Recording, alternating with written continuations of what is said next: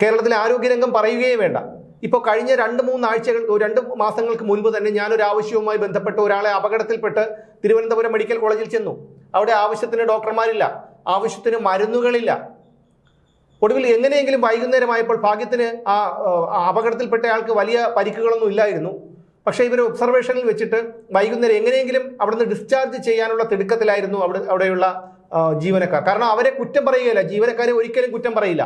കാരണം ഈ തിരുവനന്തപുരം മെഡിക്കൽ കോളേജിലെ ഒരു മേധാവി തന്നെ, വകുപ്പ് മേധാവി തന്നെ വന്ന് സർക്കാരിന്റെ വീഴ്ചകൾ പറയേണ്ടി വന്ന ഒരു അവസ്ഥയുണ്ടായി മാധ്യമങ്ങൾക്ക് മുന്നിൽ. അപ്പോൾ എത്രത്തോളം ഭീകരമാണ് ഈ അവസ്ഥയെന്ന് നോക്കൂ.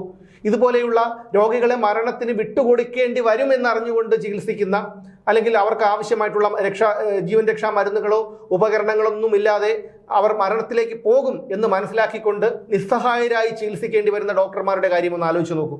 അപ്പോൾ ഇതിനെല്ലാം ഉത്തരവാദി ഈ പറയുന്ന നമ്മുടെ പിണറായി സർക്കാരാണ്. എന്നിട്ടും പറയുന്നത് കേരളം ആരോഗ്യരംഗത്ത് നമ്പർ 1 എന്നാണ്.